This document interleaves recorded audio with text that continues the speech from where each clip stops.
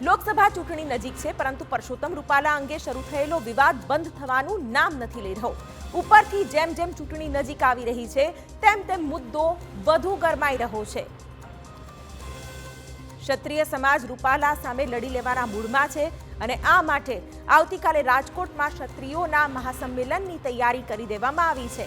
તો બીજી તરફ સુરેન્દ્રનગરનો કાઠી સમાજ પણ ક્ષત્રિય સમાજના સમર્થનમાં આવ્યો છે અને રૂપાલા સામે વિરોધ નોંધાવ્યો છે।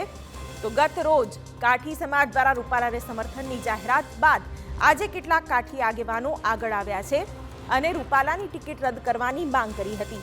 જો કે વિરોધના વંટોળ વચ્ચે રૂપાલા પ્રચાર પ્રસારમાં બરાબરના જોડાઈ ચૂક્યા છે। તેમના દ્વારા રાજકોટમાં રોડ શો, સભાઓ, ડોર ટુ ડોર પ્રચાર કરવામાં આવી રહ્યો છે। આજે રૂપાલા ખુલ્લી જીપમાં પ્રચાર માટે નીકળ્યા હતા। રાજકોટના વોર્ડ નંબર 1માં તેમણે પ્રચાર કરી મત આપવાની અપીલ પણ કરી હતી।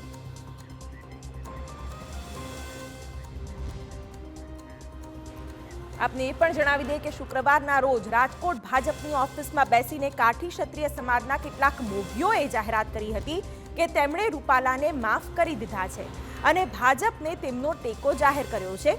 ત્યારે લાગ્યું હતું કે આ વિવાદ પૂરો થઈ જશે। આજે તે જ સમાજના અન્ય કેટલાક આગેવાનો સામે આવ્યા હતા અને રૂપાલાની ટિકિટ રદ કરવાની માંગ કરી હતી।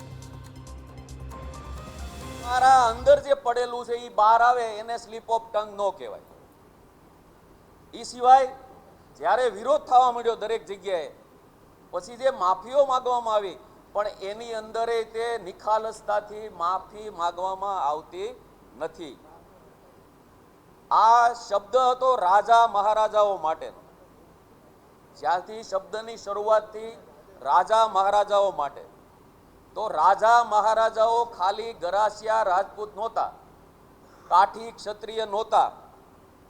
તમે ભારતના લેવલે વિચારો તો અસંખ્ય કોમના રાજા મહારાજાઓ થઈ ગયા છે કે એની ઉમેદવારી રદ ન થાય ત્યાં સુધી આ આંદોલન ચાલુ રહેશે અને ધીમે ધીમે આ આંદોલન ઉગ્ર ન બને એની જવાબદારી શીર્ષસ્થ નેતૃત્વની રહેશે। તો બીજી તરફ આવતીકાલે પરિવાર ક્ષત્રિય સમાજ આકરા પાણીએ જોવા મળશે। રાજકોટના રતનપર ખાતે કાલે ક્ષત્રિય મહાસંમેલન મળવાનું છે। પરસોત્તમ રૂપાલાનો વિરોધ કરવા માટે સૌરાષ્ટ્રભરમાંથી ક્ષત્રિય સમાજના લોકો તેમાં જોડાવાના છે। કોઈ છમકલું ન થાય તે માટે 250 પોલીસ જવાનો અહીં તૈનાત રહેશે। પણ હાલ તો આ આયોજનની તમામ તૈયારીઓને આખરી ઓપ આપી દેવાયો છે। ગુજરાત અને ગુજરાત બહારથી લાખોની સંખ્યામાં ક્ષત્રિય ભાઈઓ અને ક્ષત્રિય સાથે જોડાયેલા બધા જ વર્ગ એમાં હાજરી આપવાના છે। કાઠી સમાજના અગ્રગણ્યો, કાઠી સમાજના સ્ટેટો, ક્ષત્રિય સમાજના સ્ટેટો અને બધા જ સામાજિક સંગઠનના આગેવાનો, કાર્યકરો અને આમ સમુદાય બધા આવવાના છે। 2200થી વધારે બસો આવવાની છે અને 4200થી 5000ની આસપાસ કાર આવવાની છે અને આખા ગુજરાતમાંથી નહીં પણ ભારતના અન્ય રાજ્યોમાંથી બી લોકો આવવાના છે અને આ અમારું એક શૌર્ય શક્તિ સાથેનું, એકતા શક્તિ સાથેનું, શિસ્તપૂર્વકનું પ્યોર સામાજિક ક્ષત્રિય મહાસંમેલન છે। હેતુ શું રહેશે? હેતુ શરૂઆતથી જે છે એ જ, એમાં હેતુમાં ક્યાંય કોઈ ચેન્જ નથી। એક જ આખા સમાજની એક જ માગણી છે કે જે અમારી અસ્મિતા વિશે જે બોલેલા છે લોકસભાના ઉમેદવાર એવા પુરુષોત્તમભાઈ રૂપાલા, એમની ટિકિટ રદ કરે। આના સિવાયનો અત્યારનો કોઈ એજન્ડા નથી, કોઈ હેતુ નથી। આ તરફ સુરેન્દ્રનગરમાં પણ રૂપાલા વિરુદ્ધ વિવાદ વકરી રહ્યો છે। સુરેન્દ્રનગરમાં રાજપૂત સમાજની સાથે હવે કાઠી સમાજ પણ સમર્થનમાં જોડાયો છે અને નમો કમલમ ખાતે બંને સમાજના લોકો રૂપાલાની ટિકિટ રદ થાય તેવી માંગ સાથે રજૂઆત કરવા પહોંચ્યા હતા। ત્યારે ક્ષત્રિય સમાજ દ્વારા જિલ્લા ભાજપ પ્રમુખને રૂપાલા અંગે લેખિતમાં ફરિયાદ પણ કરવામાં આવી છે અને સાથે જ રાજપૂત મહિલાઓ પર જે બળ પ્રયોગ કરવામાં આવ્યો હતો તે અંગે પણ રજૂઆત કરવામાં આવી છે। હવે તો અમે એક મન બનાવી લીધું છે કે હવે કાં ભાજપે તમને કોને 22 કરોડ રાજપૂતને હાચવવાના છે, કાં પરસોત્તમ રૂપાલાને હાચવવાના, બેમાંથી એ લોકોએ સિલેક્શન કરવાનું। અમારી પાસે તો આના સિવાય બીજો વિકલ્પ જ નથી।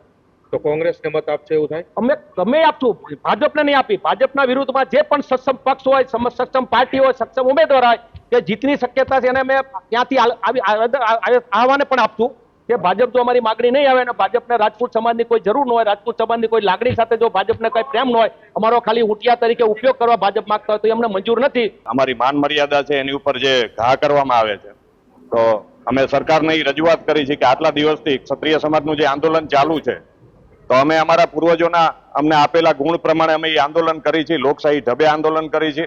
આજ અમે આ દેશની એક એક જ્ઞાતિ, એક એક પ્રજાનો અમે વિચાર કરી છે. અમે કોઈ રોડ નથી રોક્યા, કોઈને અડચણરૂપ થાય એવી રીતે અમે આંદોલન નથી કર્યું.